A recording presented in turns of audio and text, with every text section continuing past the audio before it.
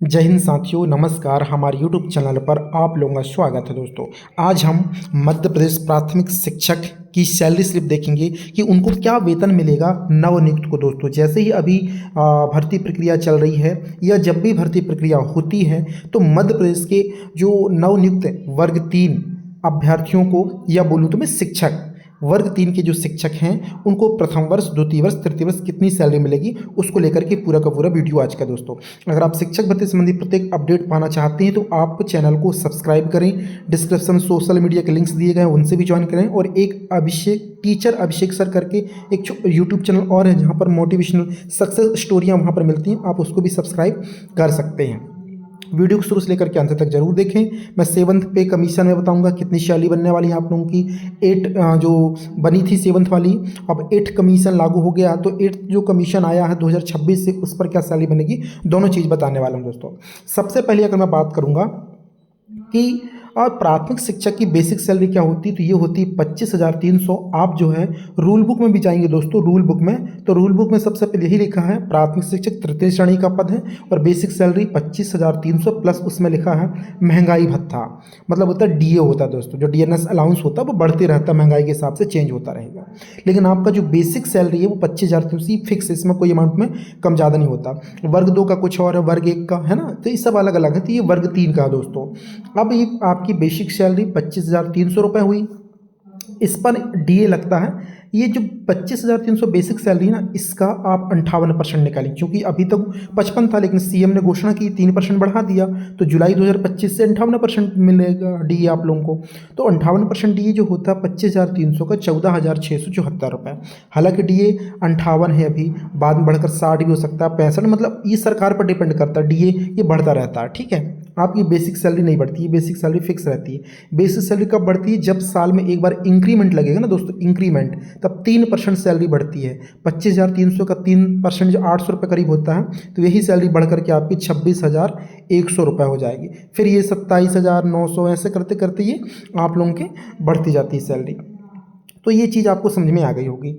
ये हो गया आपका बेसिक सैलरी, ये हो गया आपका डीए। अब एचआरए होता है दोस्तों, होम रेंट अलाउंस, ठीक है। ये आपका बेसिक सैलरी का 5% होता है।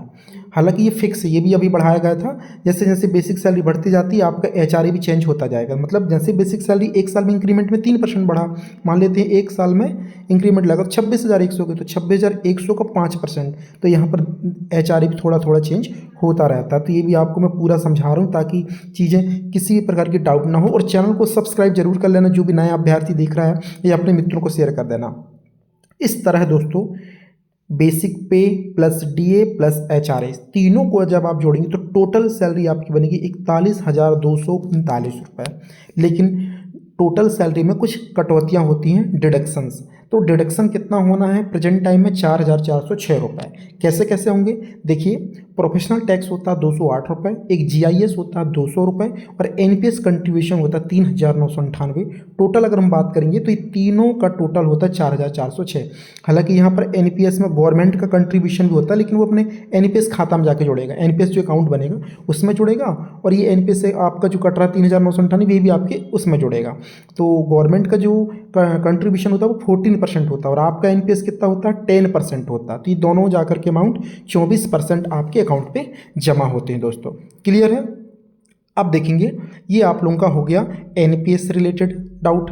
अब आपको 41,000 में से जो टोटल कटौतियाँ हैं 4,406 रुपये, उसको माइनस करेंगे तो अब आपकी नेट सैलरी बनेगी, मतलब ये आपको अकाउंट में बाई हैंड यानी अकाउंट में जमा होगी, क्रेडिट होगी 36,833 रुपये। ये आपकी नेट सैलरी है दोस्तों। क्लियर बात। लेकिन मध्य प्रदेश में 2019 में एक रूल बनाया गया था जिसमें प्रथम वर्ष 70%, द्वितीय वर्ष 80%, तृतीय वर्ष दोस्तों 90% सैलरी देने का एक मसौदा आया था कैबिनेट में, जिससे मंजूरी दी गई थी। और वहाँ से जो है बेसिक सैलरी का जो सैलरी है उसका स्ट्रक्चर चेंज कर दिया गया था। अगर मैं 36,833 का 17% निकालता हूँ, 70%, तो 25,783 रुपये आपको प्रथम वर्ष मिलेगी। अगर इसका 80% देखता हूँ तो 29,466 रुपये आपके बाई अकाउंट आएगी कट करके, और दोस्तों 33,150 रुपये ये तृतीय वर्ष आएगी। तो ये आप लोगों की सैलरी बनने वाली है। तो ये फिलहाल अभी 70, 80, 90 लागू है एमपी में। ये जो गैजेट है उसको रद्द नहीं किया गया। हालांकि 6 जनवरी 6 जनवरी 2026 को जो है मध्य प्रदेश के 70-80-90 वाला रूल को हाई कोर्ट के द्वारा जो है निरस्त कर दिया गया है कि गलत वेतनमान, समान कार्य समान वेतनमान। जब आप रेगुलर पोस्टिंग कर रहे हैं तो इस प्रकार का भेदभाव क्यों कर रहे हैं, जबकि जो कलेक्टर रैंक के अधिकारी आते हैं प्रशासनिक सेवा में उनको तो पूरा पूरा दिया जाता है। तो इस तरीके से कुछ चैलेंज किया गया था। तो वो आप देखो एमपी सरकार क्या करती है, वर्ग 2 की जब ज्वाइनिंग होगी तो उसमें समझ में आएगा कि ये लोग क्या करते हैं परीक्षा अवधि में, ठीक है, चेंजेस करते हैं या नहीं करते। तो ये हो गया आपका स्ट्रक्चर। अब दोस्तों 8 पे कमीशन, 8वें वेतन आयोग लागू जो है 1 जनवरी दोस्तों 2026 से लागू हो चुका है, लेकिन वेतन बाद में मिलेगा। तो इसमें क्या क्या होने वाला है, तो 7th पे कमीशन था तो उस समय फिटमेंट फैक्टर था, ये 2016 में लागू हुआ था 2.7, यानी बेसिक सैलरी क्या हो गई थी, बेसिक सैलरी का 2.57 ये गुणा करेंगे तो इतना हो गई थी दोस्तों, लगभग 2.5 गुना करिए, जिसमें फिर डीए हो जाता है आपका 0 हो जाता है और बेसिक सैलरी के आधार पर फिर आपका एचआरए डिसाइड हो जाएगा। लेकिन अब 8 पे कमीशन जो है अब वो आ रहा है 2026 1 जनवरी से, क्योंकि 10 साल का एक पे कमीशन होता है जो कि एंड हो चुका 2016 से 2025 तक, ये पूरे 10 साल हो गए 7th पे कमीशन की। अब 8 पे कमीशन आ रहा है, इसकी कमेटी बन चुकी है, बस अब फिटमेंट वो रिपोर्ट फाइनली जो होती है ना 18 माह के अंदर पेश करनी, वो रिपोर्ट आने वाली है। जैसी भारत सरकार लागू करेगी और एमपी में भी लागू हो जाएगा, क्योंकि एमपी में 2028 में चुनाव है, तो कहीं ना कहीं 28 में 27 के लास्ट तक में बिल्कुल उम्मीद है कि 8 पे कमीशन चालू हो जाएगा। तो कितना गुना हो सकता, देखिए 7th पे कमीशन तो 2.57 था, लेकिन 8 कमीशन को 2.47 की संभावना बता रहे हैं दोस्तों। कम से कम 2 गुना तो हो गई 100%, 2 से ज़्यादा होगा लेकिन कम नहीं होगा।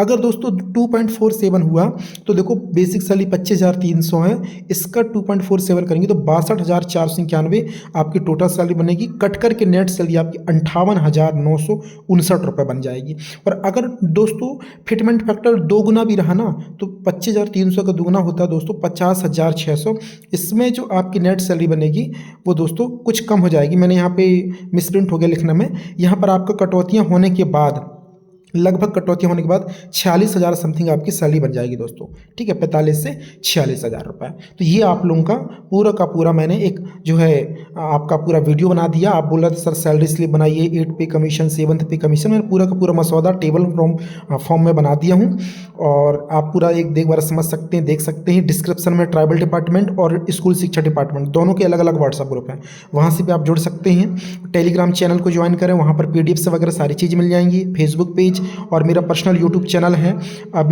टीचर अभिषेक यादव के नाम से, उसे भी आप जो है सब्सक्राइब कर सकते हैं, वहाँ पे मोटिवेशनल स्टोरियाँ आपको मिलती रहेंगी। तो जय हिंद दोस्तों, मिलते हैं नए अपडेट के साथ एक नई वीडियो कैसा लगा एक बार मुझे कमेंट करके ज़रूर बताना, और जो भी कमेंट हो आपका वो भी लिख देना ताकि अगला वीडियो मैं आपको आपके कमेंट पर बना सकूँ। जय हिंद साथियों, मिलते हैं नए अपडेट के साथ नए वीडियो में।